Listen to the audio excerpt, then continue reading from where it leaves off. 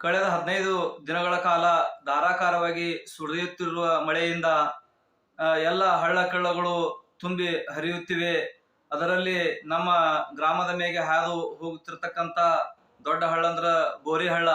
ಈ ಬೋರಿ ಹಳ್ಳಕ್ಕ ಭಯಂಕರ ನೀರ ಹರಿತಾ ಇದ. ಯಾಕಪ್ಪ ಅಂತಂದ್ರ ದೇವರ ನಿಂಬರಿಗಿಂದ ಸುಸ್ಲಾದ ಬರೋದಾಗ್ಲಿ, ಕಾತ್ರಾಳದಿಂದ ಜಿಗ್ಜೇವಣಿಯಿಂದ ಸುಸ್ಲಾದಕ್ ಬರೋದಾಗ್ಲಿ, ಈ ಕಡೆಯಿಂದ ಆ ಕಡೆ ಹೋಗೋರಾಗ್ಲಿ ಅನಾವಶ್ಯವಾಗಿ ಹಳ್ಳ ದಾಟೋಕ ಹುಚ್ಚು ಸಾಹಸವನ್ನ ಮಾಡಕ್ ಹೋಗ್ಬೇಡ್ರಿ. ಯಾಕಪ್ಪ ಅಂತಂದ್ರ ಈಗಾಗಲೇ ಬೆಳಗ್ಗೆ ಸುಸ್ಲಾದ ಗ್ರಾಮದಿಂದ ದೇವರ ನಿಂಬರಿಗೆ ಹೋಗ್ತಾ ಇರ್ತಕ್ಕಂತ ಒಬ್ಬ ಯುವಕ 11 ಗಂಟೆ ಸುಮಾರಿನಲ್ಲಿ ಬೈಕ್ ನಲ್ಲಿ ಹೋಗ್ತಾ ಇದ್ದ. ಆತ ತನ್ನ ನಿಯಂತ್ರಣವನ್ನು ತಪ್ಪಿ ನೀರಿನಲ್ಲಿ ಹರಿದು ಹೋಗ್ತಾ ಇದ್ದ ಸಮಯದಲ್ಲಿ ಸುಸ್ಲಾದ ಗ್ರಾಮದ ಯುವಕರು ಸೇರಿ ಆತನನ್ನ ದಡಕ್ಕೆ ಸೇರಿಸಿದ್ದಾರ.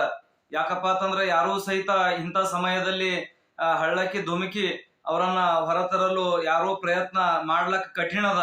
ಯಾಕಪ್ಪ ಅಂತಂದ್ರ ಈಗ ಕಳೆದ ಒಂದು 5-6 ದಿವಸದ ಹಿಂದೆ ಅಷ್ಟೇ ಕರಸಗಿಯಿಂದ ಒಬ್ಬ ಅಕ್ಕಲಕೋಟೆ ಅನ್ನೋ ಒಬ್ಬ ಹಿರಿಯ ವ್ಯಕ್ತಿ ಬುರ್ಗಿ ನದಿಯಲ್ಲಿ ಹರಿದುಕೊಂಡು ಜೀವನ ಕಳೆದುಕೊಂಡಿದ್ದಾರೆ.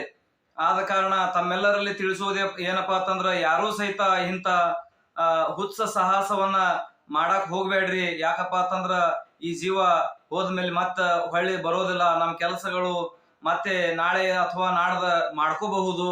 ಯಾಕಪ್ಪ ಅಂತಂದ್ರ ದೇವರ ನಿಂಬರಿಗಿಂದ ಸುಸ್ಲಾದಕ್ಕ ಅನಾವಶ್ಯವಾಗಿ ಬರ್ತಕ್ಕಂತ ಯುವಕರು ಬಹಳ ಅದಾರ.